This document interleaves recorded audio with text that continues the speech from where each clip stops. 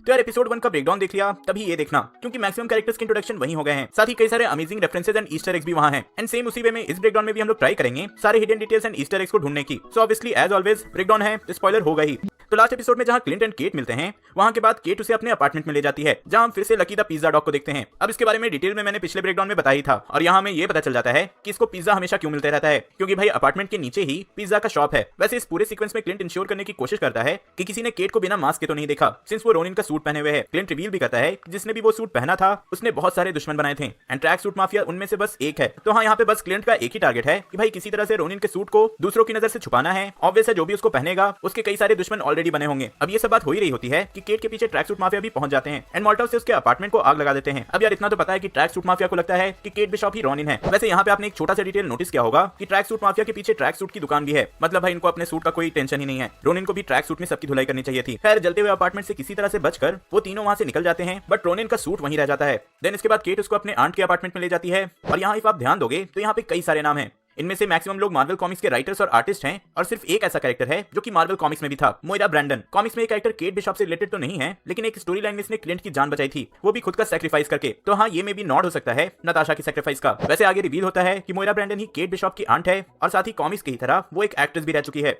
यहाँ आप उसकी मूवी का पोस्टर देख सकते हो। पोस्टर में मोइरा के साथ ल्यूक बॉलार्ड का नाम भी है। अब देखो, ल्यूक कॉमिक्स के कैरेक्टर नहीं है, बल्कि मार्वल स्टूडियोज के डिजिटल आर्टिस्ट हैं। तो एक तरह से जैसे बाहर राइटर्स के नाम थे, यहाँ उनको भी एक छोटा सा ट्रिब्यूट दिया गया है। देन थोड़ी देर बाद हम क्लिंट को फिर से केट के जले हुए अपार्टमेंट में जाते हुए देखते हैं, बट जब वो वहां जाता है तो सूट नहीं होता। बाहर एक फायर ट्रक पे लिखा होता है NYC लार्पर्स, और इंटरनेट पे सर्च करने से पता चल जाता है कि किसने उसका सूट लिया है। लेटर वो NYC लार्पर्स के पास जाता है। अब बहुत लोग कंफ्यूज होंगे कि ये लार्पर्स का मतलब क्या है। तो भाई सिंपल है, इसका फुल फॉर्म होता है लाइव एक्शन रोल प्लेयर्स। जैसे आपने GTA रोल प्ले देखा होगा या खेला भी होगा, वैसे ही रोल प्ले ये लोग रियल लाइफ में करते हैं। तो हाँ, यही रिवील होता है कि ग्रिल नाम के एक फायर फाइटर ने बस कूल लगने के लिए उसका सूट ले लिया था। लेटर एक फनी सीक्वेंस के बाद ग्रिल उसको सूट लौटा देता है, लेकिन यहाँ भी एक कॉमिक बुक रेफरेंस है। ग्रिल जो ये कैरेक्टर है उसको भी डायरेक्ट कॉमिक्स से उठाया गया है, जहाँ वो क्लिंट का फ्रेंड और नेबर होता है, और जब कैजी द क्लाउन क्लिंट को मारने आता है तो वो ग्रिल को भी मार देता है। जैसा मैंने पिछले ब्रेकडाउन में बताया था कि कैजी द क्लाउन साइको किलर है। इस एपिसोड के एंडिंग में भी हमने इस कैरेक्टर को देखा। देन एक सीक्वेंस में हम डिटेक्टिव कॉर्डल को भी देखते हैं, जो कि केट बिशॉप को कॉल करता है उसके अपार्टमेंट में लगे आग को लेकर, और ये कैरेक्टर भी हमें कॉमिक्स में दिख चुका है। वहाँ ये आगे चलकर केट का साथ देने लगता है और उसको अपने पुलिस के सोर्सेस से कई सारे इन्फॉर्मेशन भी देता है,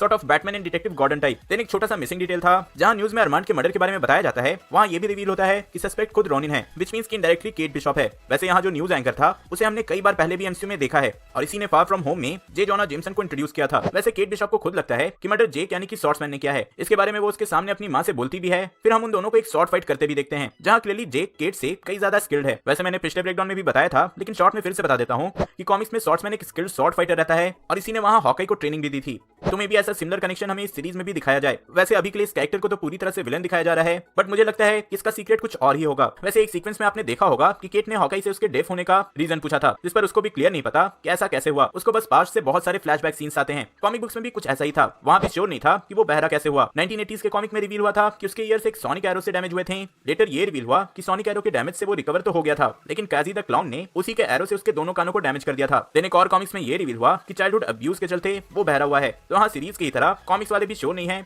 कि आखिर ऐसा हुआ तो कब हुआ। वैसे यहाँ हमें फील कराया गया है कि हॉकाई एवेंजर्स में सबसे ज्यादा underrated and unpopular super hero है। हम देखते भी हैं कि रियल एवेंजर्स सामने होने के बाद भी बच्चे कॉस्प्ले करने वाले सुपर हीरोज के पास चले जाते हैं। तो हाँ यार, ये गलत तो नहीं है। यही इकलौता ऐसा ओरिजिनल एवेंजर है जिसको आज तक मार्वल स्टूडियोज ने एक अपनी सोलो मूवी भी नहीं दी है। तो हम लोग क्या, मार्वल स्टूडियोज भी इस कैरेक्टर को उतना वैल्यू नहीं दे पाया जितना उन्हें देना चाहिए था।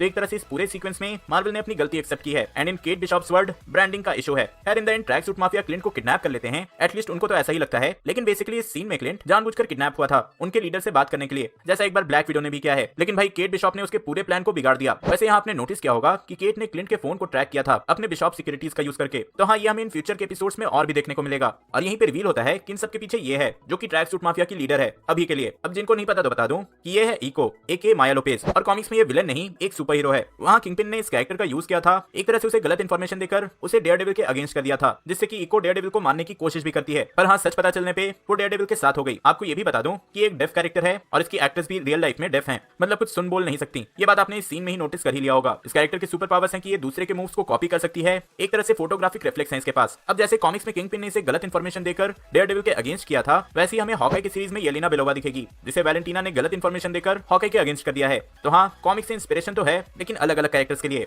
बस अभी के लिए मैं यही कहूंगा कि आपको जो कैरेक्टर गलत लग रहा है शायद वो गलत ना हो, और जो कैरेक्टर सही लग रहा है शायद वो सही ना हो। तो यार ये था सेकंड एपिसोड का ब्रेकडाउन। आपको ये एपिसोड कैसा लगा कमेंट में जरूर बताना। साथ ही एज ऑलवेज मुझसे कुछ हिडन डिटेल मिस हो गए हो तो वो भी कमेंट कर देना, और कुछ मिस नहीं करना चाहते तो सब्सक्राइब करके बेल आइकन प्रेस कर लेना।